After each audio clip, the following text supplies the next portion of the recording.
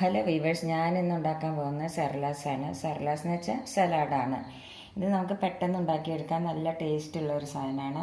ഇത് നമുക്ക് ബിരിയാണിയുടെ കൂടെ, ചോറിൻ്റെ കൂടെ വെറുതെയും കഴിക്കാൻ നല്ല ടേസ്റ്റാണ്. അപ്പോൾ നമുക്കത് എങ്ങനെയാണ് ഉണ്ടാക്കുന്നത് നോക്കാം.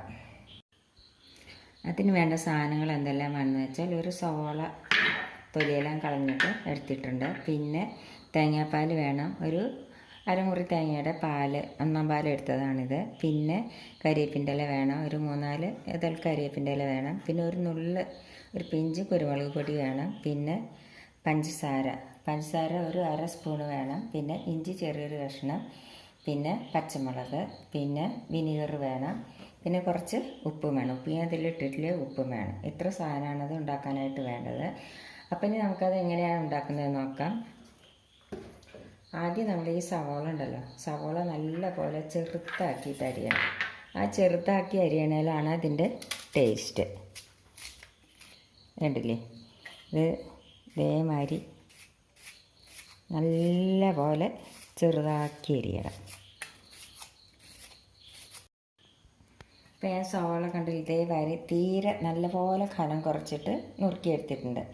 ഞാനത് കയ്യിൽ വെച്ചിട്ടാണ് അരിഞ്ഞത്. നിങ്ങൾ കട്ടിംഗ് ബോർഡിൽ വെച്ചിട്ട് ഇതേമാതിരി ചെറുതാക്കി അരിഞ്ഞെടുത്താൽ മതി. ഇനി നമുക്കതൊരു പാത്രത്തിലേക്ക് ഇട്ട് കൊടുക്കാം. എന്നിട്ട് ഇതിലേക്ക് കുറച്ച് ഉപ്പിട്ടിട്ട് നല്ലപോലെ തിരുമ്പിയിട്ട് ഒരു 10 മിനിറ്റ് നമുക്ക് വയ്ക്കാം.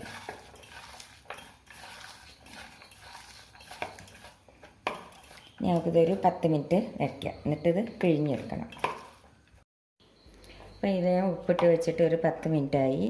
അപ്പോഴേക്ക് ഞാൻ പിന്നെ ഇഞ്ചിയും പച്ചമുളകും കരിവേപ്പിൻ്റെ ഇലയും ഇതേമാതിരി ചെറുതാക്കി നുറുക്കിയെടുത്തു. ഇനി എന്താ നമ്മൾ ചെയ്യേണ്ടതെന്ന് വെച്ചാൽ, ഇത് നമുക്കൊന്ന് പിഴിഞ്ഞെടുക്കാം.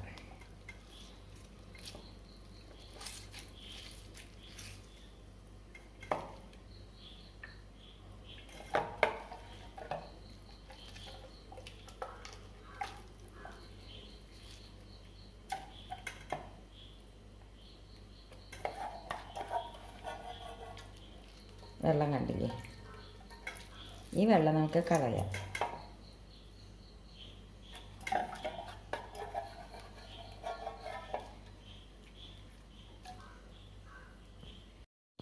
അപ്പം ഇനി നമ്മൾ എന്താ ചെയ്യേണ്ടതെന്ന് വെച്ചാൽ, ഈ സവോള നമുക്ക് ഇതിലേക്ക് ഇട്ട് കൊടുക്കാം. എന്നിട്ട് ഇതിലേക്ക് ഇഞ്ചി, പച്ചമുളക്, കരിവേപ്പിൻ്റെ ഇലയും കൂടി നുറുക്കിയത് ഇതിലേക്ക് ഇട്ട് കൊടുക്കുക. ഇത് നല്ലപോലെ ഒന്ന് ഞെരട്ടാം. ഇതേമാതിരി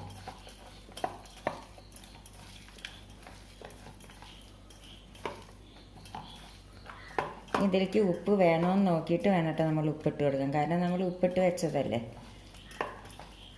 അപ്പോൾ നമ്മൾ ടേസ്റ്റ് നോക്കിയിട്ട് വേണം ഉപ്പിട്ട് കൊടുക്കാം.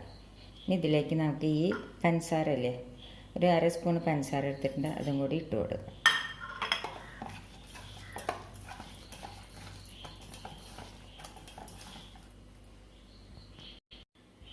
ഞങ്ങൾക്കിതിലേക്ക് കുറച്ച് വിനീഗർ ഒഴിച്ചു കൊടുക്കാം. പുളി നോക്കിയിട്ട് ഒഴിച്ചു കൊടുക്കണം കേട്ടോ ഈ വിനീഗർ. ഇത് നല്ലപോലെ ഒന്ന് മിക്സ് ചെയ്യാം. ഇനി നമുക്ക് ഈ നാളികേരപ്പാൽ ഇതിലേക്ക് ഒഴിച്ചു കൊടുക്കാം. നല്ല കട്ടിയുള്ള നാളികേരപ്പാലാണിത്.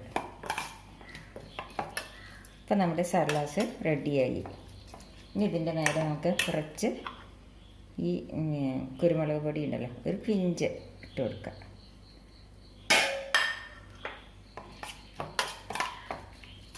അപ്പം നമ്മുടെ സർലാസ് റെഡിയായി. ഇത് നമുക്ക് നല്ല ടേസ്റ്റാണിത്. നിങ്ങളെല്ലാവരും ഒന്ന് ഉണ്ടാക്കി നോക്കുമല്ലോ. എല്ലാവരും ട്രൈ ചെയ്ത് നോക്കിയിട്ട് അതിൻ്റെ അഭിപ്രായം പറയുമല്ലോ. Thank you.